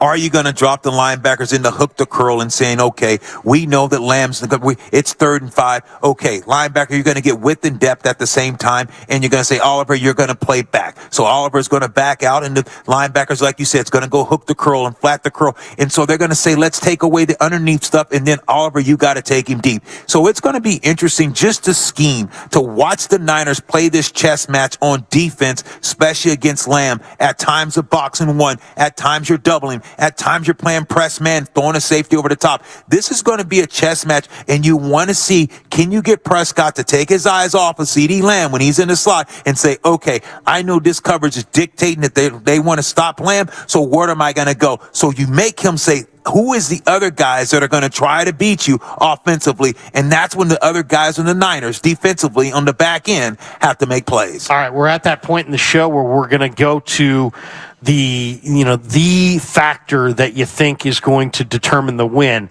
I'll go first on this. I'll give you a chance to kind of gather your thoughts on it. I think it's yards after the catch. I think that's for the Niners. That's where the Niners are dominating. Dallas allows 5.7 yards after catch per reception. That's 27th in the NFL. Dallas's defense is 22nd in the NFL in yards after the catch, yards allowed since the start of last year. I think it's a weakness for them. They're not great. They've got enough gambling type players that don't necessarily take conservative angles, that they give you big playability. And against 49ers with Debo, Ayuk, CMC, Kittle, they get so many yak monsters, and Purdy throws the ball with such accuracy that I think the yards after the catch is going to be the defining factor in why I like the Niners offense to get to 30 tonight. 49ers offense is 5th in the NFL in yards after the catch since the start of last year, since the start of 2021. Wow. So this is a theme with this personnel, and I think that's going to be the difference in the ball game. I like the Niners 30-7, largely because I think they're going to pile up yards after the catch. I think they're going to run it successfully at Dallas. Dallas is 26th in the NFL against the run, yards per carry. I think the Niners are going to run it. I think they're going to throw it short. I think they're going to possess the ball, and I think they're going to win because they play a cleaner brand of ball. and they're going to win the turnover battle, and they're going to have a big yards after the catch advantage. Well, give me your factor. I'll tell you right now, I think it's going to be big with the offense. I think the offense and Purdy is going to have to continue to shine, because I see you saying 30, and I can see maybe 30, but it's not going to be 30-7. That's where only part I differ from you. Yeah. The offense is going to have to win this football game tonight, Larry. I think 21's not going to get it. 24, the first of 24 wins this football game. I think you have a very motivated Dallas team.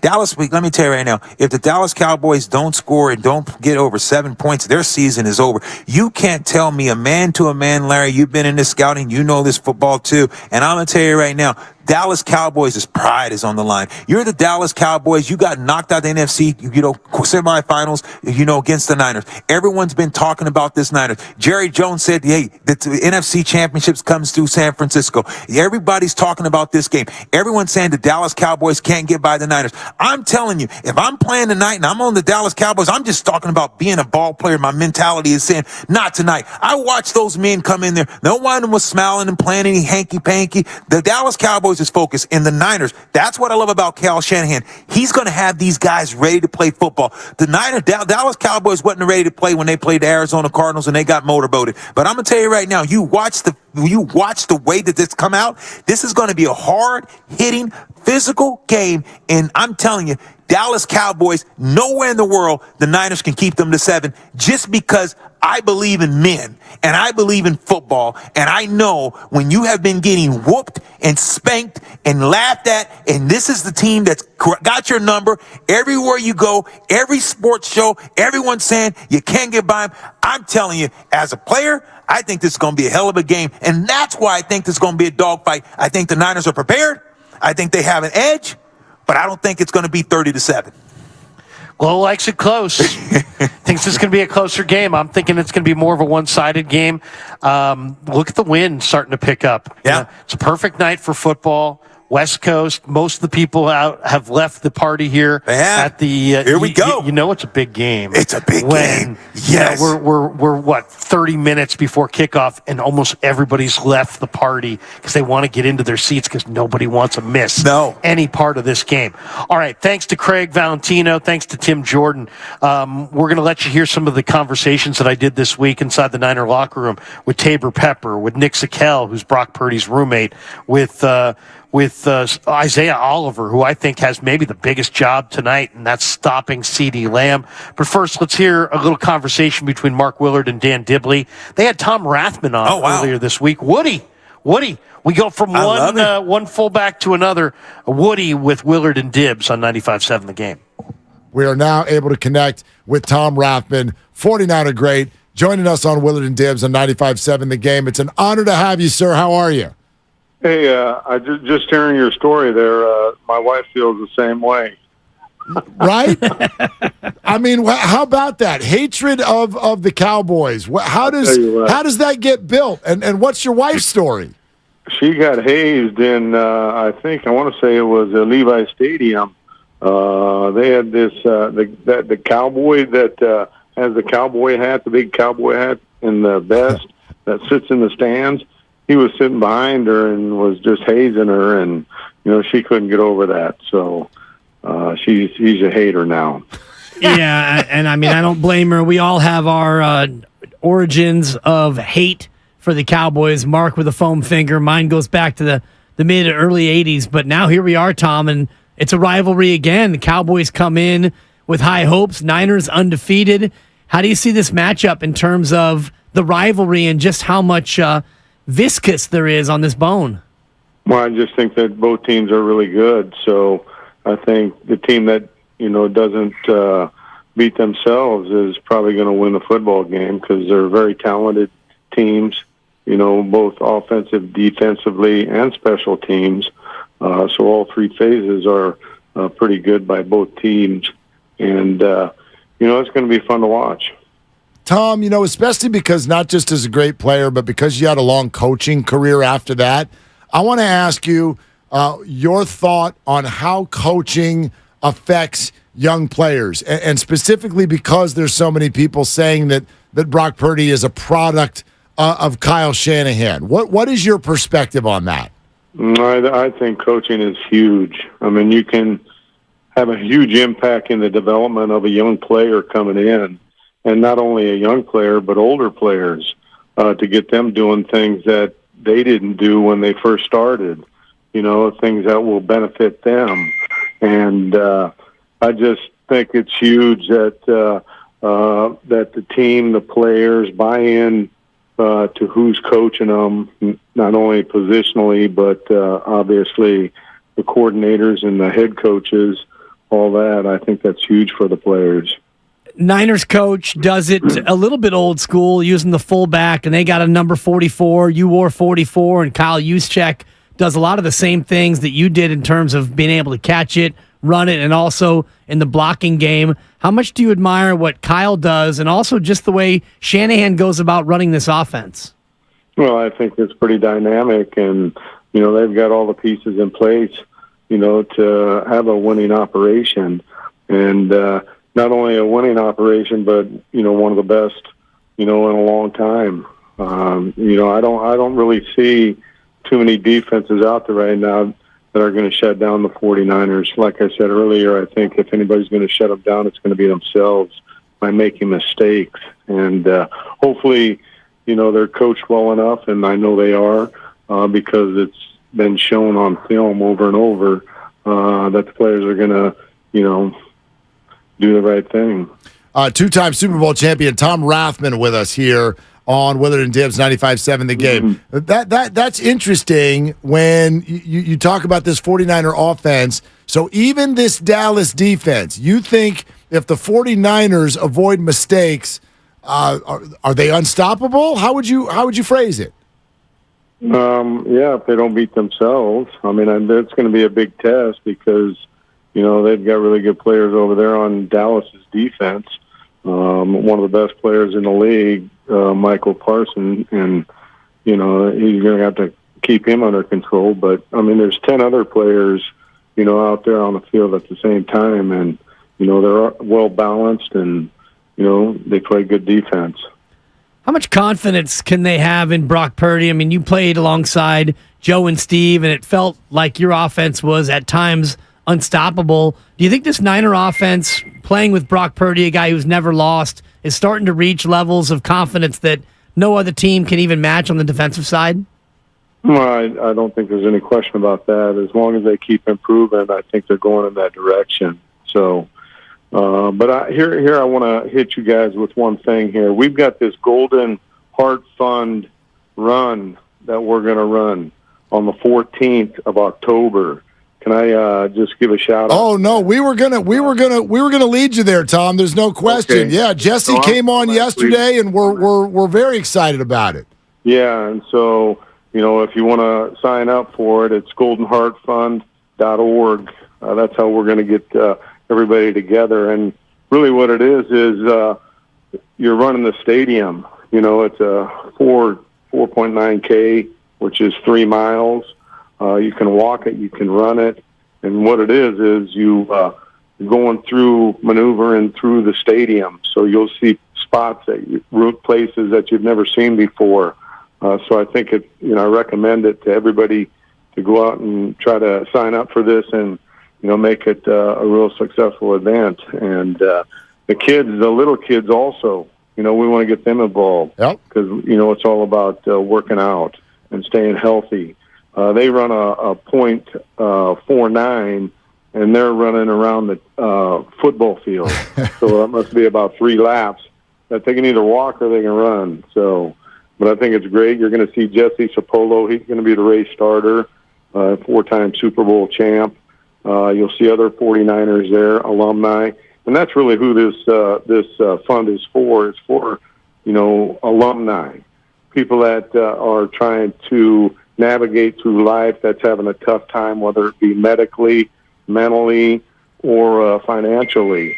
They reach out to this Golden Heart Fund, and this fund, analyzes it, and they figure out what direction they need to go to get these former players back on their feet so they're not struggling. So I think it's a great opportunity to give back to the players that everybody has watched over the years, and it'll be a great event. Yeah, no, great cause for sure. All proceeds benefiting former 49ers players facing a range of challenges with their post-football lives. Tom, that website one more time where people can go to sign up?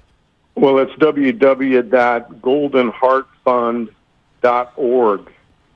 goldenheartfund.org. Absolutely think it's going to be a phenomenal event next weekend, October 14th. So yeah, we'll send everybody your way. Tom, would love your thoughts on this though as well. How is playing the Cowboys different?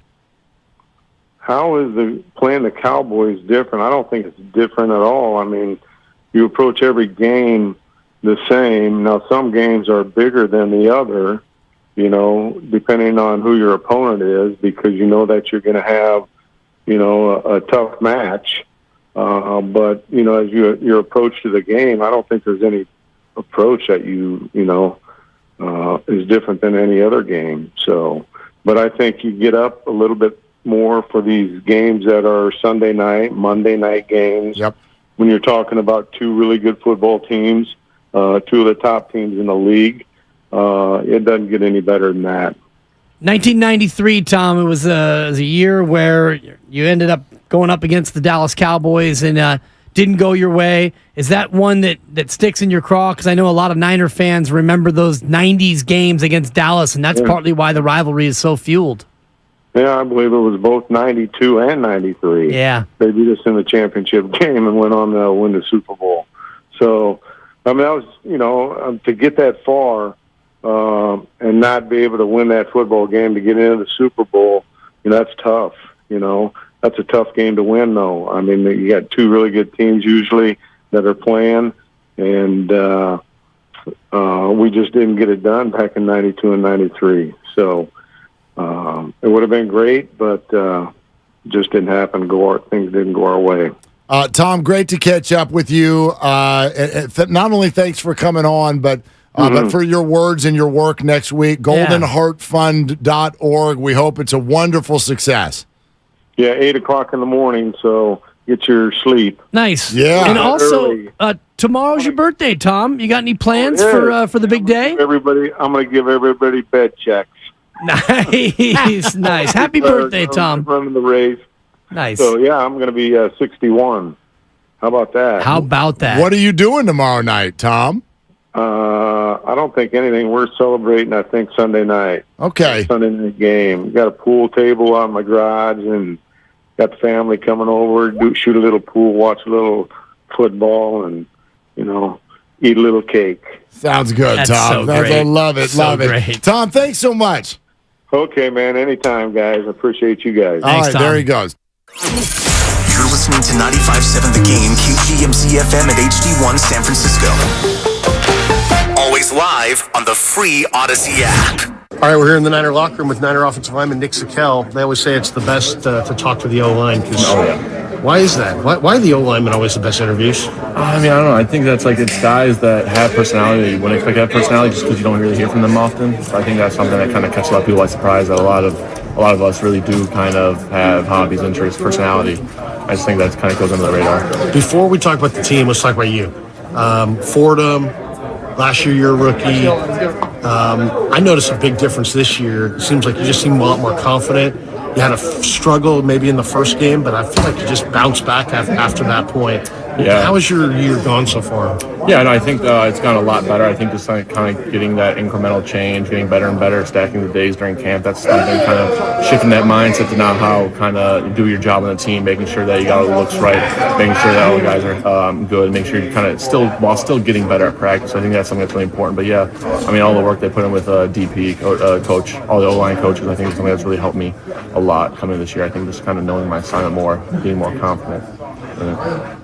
Dallas, what do they look like on film to you? I mean, I saw a list. They had 7 guys on their front that have at least 6 pressures. So pressure's coming from any direction. It's a huge challenge for the O-line this week. Yeah, very big challenge. They got a really good D-line, really deep D-line. They just kind of like to run around there, create havoc, get on their pass rush. I think that's something that we got to be really on point with our technique, with our assignments, and I think that's something that we need to do in order to win the game. I was talking to Alfredo. He said, man, Brock and Nick priced me out this year, man. So they're going uptown. And he's like, I'm having a baby, and so me and my girl are living together. Did you guys price out Alfredo this year? No. I mean, it's just kind of that's the way things ended up. Alfredo's still one of our best friends on this team. He's my guy, and I think that kind of we understood like when the opportunity came for me and Brock to live together. But I think there's something, no hard feelings, regardless. I think what Alfredo's telling you. Alfredo's a great guy. Yeah. What's the night before a game like? I mean, do you help Brock? Does Brock help you as far as just mental reps? I mean, especially like that Giant game where you guys knew pretty much the O-line's going to be tested, there's going to be exotics all night long. Do you guys talk through the game plan at home, or do you leave here, and maybe at home you're watching movies and having fun? Yeah, I definitely think that there's still a football aspect when we get home. Kind of talking about aspects of the game plan, but like day before the game, he's locked in. He's locked in with the QB coaches, all that. So I think that's something that he's into his routine. But yeah, during the week at home, I think we kind of discuss the stuff, like especially me with the run game, him with the pass game. I think kind of helping each other out with those things. Are you amazed at all by what he's doing? Because you know him probably as well as anybody here. Yeah, just because I've seen the work he's put in and how much he deserves the success, I think that's something that I'm not surprised, really. I think it's very quick. I love how people love what he's doing. I think it's just a testament to his work ethic. Yeah.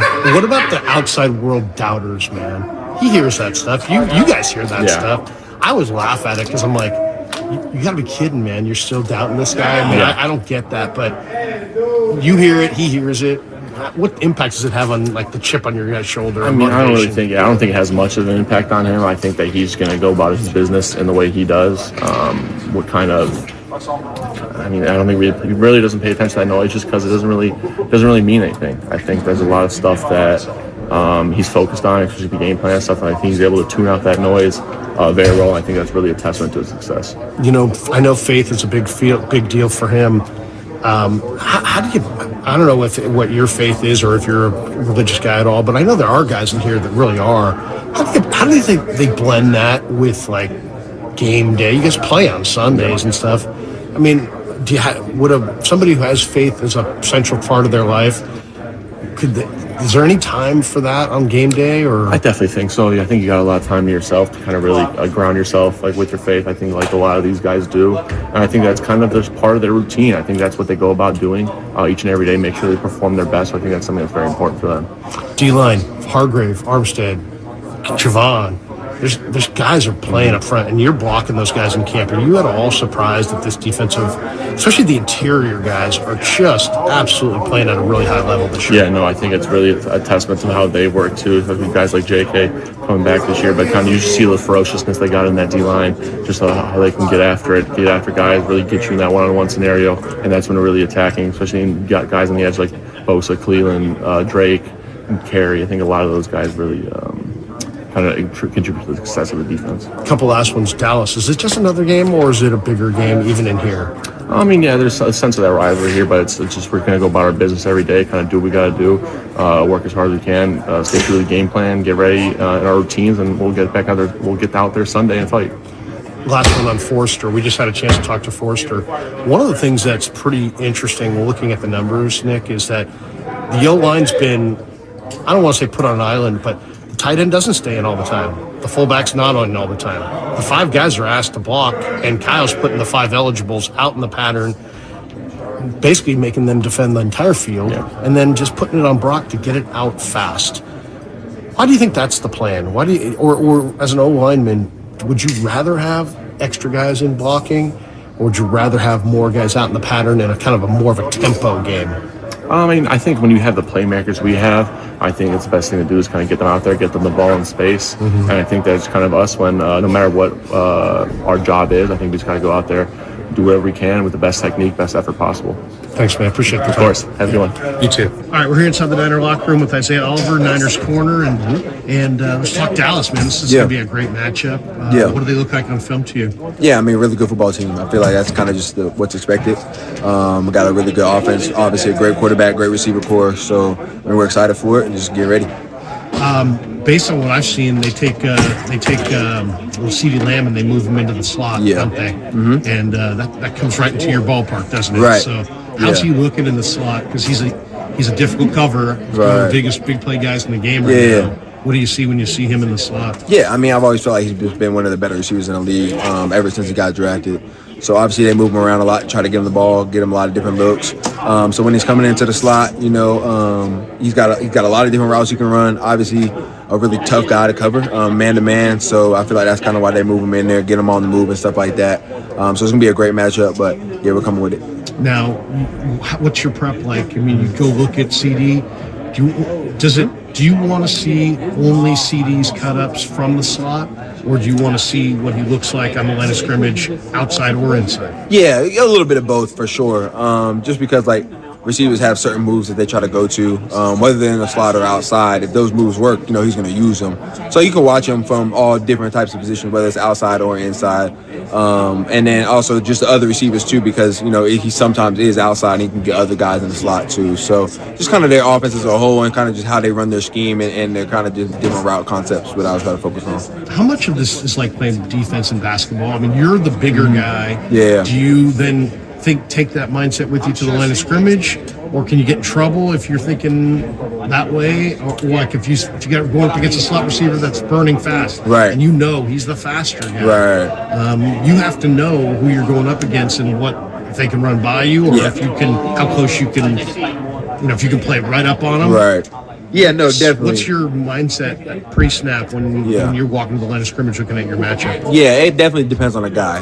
Like you said, if it's a burner, a real speed guy in there that likes to go deep, they like to give him the ball deep on vertical routes, you're going to play him differently than you would, somebody else. So it kind of depends on the type of guy. But for the most part, you're just trying to stay on top of guys, stay in front of them, get your hands on them. That's kind of the biggest thing in the slot. Just because they have such a two-way go and so much space that you kind of got to connect to them as early as you can. And that's kind of the only way that you're going to be able to really cover them. As a veteran, is it easier for a corner to get your hands on the receiver and reroute them than it was coming out of Colorado that first year? How technique-based, I guess, is it? Yeah, no, definitely, big time. And just being patient. And that kind of just comes with reps. So, coming out as a rookie, it's just the game's just so much faster. It's just so much more going on. And it's kind of hard to just kind of catch up to that speed. But now, you're just way more comfortable. You've had, thousands of reps at it. So just getting more comfortable and trusting technique and just playing it. Which matchup do you like better? Do you like being the quicker guy against a tight end or a big slot? Yeah. Would you rather be the more physical guy against a fast, tiny slot? Which, jitterbug guy who can stop and start? It depends, to be honest. It's really more on how they try to use the guy, I would say, more so than his build. Because there's pros and cons to both, really. Because there's some tight ends, that may not be as fast, but just so big and strong and if they try to use him, got to get across the field and it gets his body in front of you, that's just a hard cover, regardless of how fast you are. And vice versa for the smaller guys. So it's really just kind of more of their scheme and how they try to use their guy that will kind of determine that. It's Thursday, so where in the week do you feel like, and I got a real handle on this, is it before practice even starts on Wednesday? When do you feel like I got this. I got this down, at least mentally. I know I got my plan down. Yeah, no, it wouldn't be till more towards the end of the week. Probably after practice Friday is really when it all comes together. Right now, Wednesday, you're really kind of just getting it in, whether that's the game plan, the install, the plays, and kind of seeing what that looks like. And then Thursday, you're kind of perfecting it. But then Friday, I would say Friday practice, when we go back out onto the field on Friday before practice starts, is really when everyone feels comfortable and locked into the whole game plan and what we got to do. A lot of people love to play football, but not everybody loves the process of football. Yeah. And you don't stick around too long in the league if you don't love that process. Yeah, for sure. At what point in your career did you understand that, hey, you know what? The process is as important as game. Yeah, I would say it's probably around year 3. Yeah. Just understanding that the process remains the same, you know what I mean? And it's just the details in it are just so critical, and just understanding that you got to take these steps every single week, every single year, the whole time to be successful. And if you miss some steps in there, that's when you're going to mess up. So, just understanding that and how critical that is really just helps your game that much more. Last one, Dak, give me your thoughts. What do you glean watching him on film? He's a veteran. He's had some major injuries. He doesn't quite move the same that he used to, but he's smarter than he used to be. I think what stands out to you? I think that's the biggest thing, just intelligence. Always knows where to go with the ball. His pre-snap, be able to detect what the defense is in, pressure's coming from, things like that. Always can just get to their best play. I feel like that's his biggest thing. And then obviously has the arm strength to make every throw. So, I mean, it's going to be a big challenge for us for sure. Thanks, man. Appreciate it. Yeah, no problem. All right, we're here in the Niner locker room with Niner long snapper Tabor Pepper, and we tried to start this interview in the post game on Sunday, and the phone died on the juice. So here we are, we're redoing it. What did you think Sunday? I mean, about Brock? I mean, who's 20 of 21, and you were giving us some great pearls of wisdom, and then the phone died. No, it was awesome. It was great getting to see him work. I think we didn't have too many third downs, and I'm always ready to snap on a punt. We only had one, and it was a good day overall. Lots of PATs, one punt. Can't really complain. Yeah, somebody asked me about Wisniewski the other day. I'm like, I can't even remember what he looks like exactly. It's like I haven't seen him very much. I know that's not a bad problem to have. Yeah. Just see him out there on field goals and PATs. Yeah. But he actually has done a really nice job at sticking it inside the 20. Tough ones in there. And that, I mean, those are big plays. I mean, Sheffield downed it at the 1. Yep. That's a monster play in a game. And it's like special teams, it's more than just like, hey, something you're not doing when you're not doing offensive defense. It really determines wins and losses a lot of times. It's awesome because special teams can really set up the defense and the offense to be in really good positions to score or to hold them. They had to drive 99 yards to score on that drive that we downed on the 1. And then Ray was awesome about getting a couple of the first downs on different drives and stuff on punt returns. So we take pride in that and setting up the offense and the defense to be able to do their job better. You're the long snapper. Do you only study the special team plan, or do you study the offensive plan, or do you study the defensive plan? Because you're probably the emergency something, right? No, God, no. No way. No, I'm not. But Are you aware of the offensive plan? To an extent. We have a meeting every Wednesday where Kyle goes over kind of just everything, and he talks about special teams, O and D. And so it's nice to be on the same page as everybody else. And I know Trent's talked about it before, but when Kyle talks to the team, it's like very informative, and I've learned more about football playing here than really any other time in my life. And it's really amazing because I get to watch games differently now too, which is a lot more fun. Brock obviously had a great game, 20 of 21. It was a historic game. You don't see quarterbacks complete 95%. We'll pretend he's not 5 feet away as you're talking about him. But, I mean, what was it like for you to stand there and watch that? And were you aware during the game that this was going on, or was it not until when you guys got in here that Kyle kind of highlighted it? To the extent of the stats, I wasn't aware, but I mean, same thing as like when you have one punt in a game, your QB is doing something right.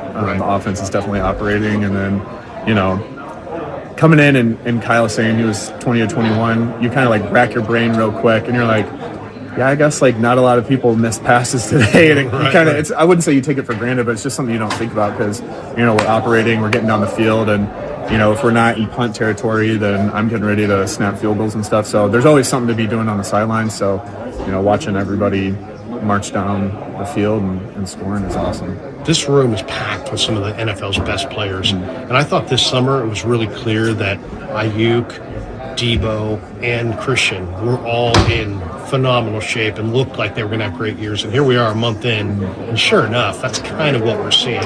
Those guys were great last year, but they've all three taken it to a different level and just lifted the entire offense with it. Have you seen that as well, or do you notice that? I think it's something that's kind of taken over the entire locker room's brain, and obviously those guys are stepping up, and I know Debo's talked about best shape he's been in, and even him coming in this summer, it was pretty evident. But yeah, I think it's something that's just, I don't want to say infected the whole locker room, but it's on everybody's mind that we all just need to be at our best. And the amount of talent on both sides of the ball, it's something that I'm definitely aware of, and I don't take it for granted because this is a special team. And I think however long I play, but even after that, like 20 years, 30 years down the line, like looking back and the names that are in this locker room is like really, really special. People make a big deal about the time of games. Oh, they're in the East Coast, 10 a.m. window, and like that would be a negative, I would say, for a West Coast team. Does it matter to you if you play at 10 a.m. in the East, 1 o'clock in the West? This game this week is going to be Sunday Night Football. Does it change anything about the vibe of the week, or do you think the energy level for the team? I think little things like Sunday night football out here starts at like 5, right? Which is, obviously 3 hours difference when you're getting ready and stuff during the week. I've played on East Coast teams. I've played for the Packers on Central Time, and it's all kind of has its different challenges. Obviously, when we go to East Coast, it's kind of a little earlier day. But if you are aware of that and can adjust your sleep schedule a little bit, you can try to minimize it a little bit. But traveling to the East Coast and back and going back and forth and stuff, it's not fun, but it's something that we're used to at this point. Is it cool to play on like Monday night or Sunday night and know that the whole league is technically sitting there watching you guys, and it's like how you do in that game is really going to impact how people feel about Tabor Pepper, the football player? Does it add more juice, more pressure? I think early on, you kind of think about, guys that you grew up playing with in middle school, high school, and even college and stuff. At this point, I get excited for it because of just the atmosphere more so than how many eyes are watching me, because stadiums always get a little extra juice on it, whether it's Thursday night, Monday night, Sunday night. So I get excited because the atmosphere is better. Dallas. This is a great rivalry, man. Fans get into it. The history of the franchises. What part of the country you grew up in? Illinois for a little bit, then Oklahoma for a little bit, then Michigan for a little bit. So I never really had an NFL team growing up. But Oklahoma's kind of cowboy country. Yeah, well, that was the one thing. My mom would never let me be a Dallas fan. She grew up a Bears fan. Barry Switzer was a cowboy. But I mean, is it just another game for the players, or is it like? Because it's not just another game for the fans, and it's probably not just another game for the media, really. But for the players, is it just like, hey, you know what? It's 1 of 17, or is it like, you know what? There's a little bit more. I mean, it's not a college rivalry, but it's the next one. It's the next one on the schedule, but at the same time, they are a good team. People talk about them highly, and some of their stuff, it looks like it on TV, and we just got to attack it like every other week, and we haven't taken anybody lightly this year, and I think there's something about staying baseline that has helped us quite a bit. So we're not getting too high, not getting too low on anybody. Appreciate you. The last one. What do you do pregame I was just talking to John Kinlaw, and he's like, I like to listen to some music, put on the headsets, and get into that right mindset. Do you have a pregame routine, or do you just do something different every week? It's kind of the same. I listen to like a lot of different like live streamers, like whether they're playing video games or like talking politics or whatnot. I just try to keep like baseline as if I was coming in. There's a little more juice because it's a game, but I like to stay as baseline as possible, not get too. But it's not music. It's like sometimes spoken like I don't know. For the vast majority of warm-ups, I'll be listening to like almost like a podcast type deal, and then if I want to listen to some cool music, then I'll pop it on. But it's not like a set routine. Okay. And then you guys are walking out, you're getting ready to go.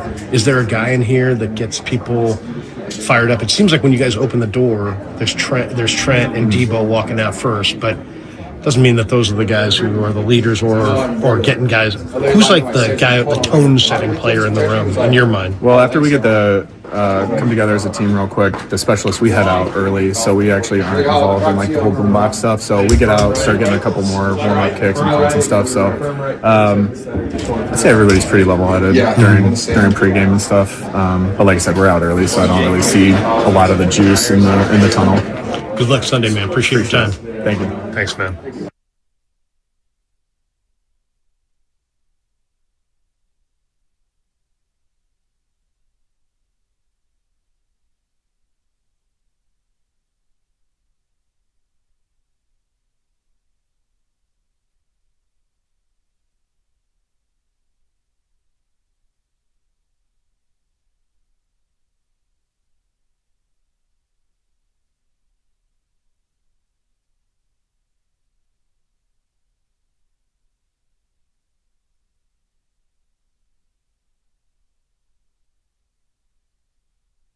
Are you thinking about getting a new TV this week at prime prices? Maybe a Samsung, LG, or a Sony?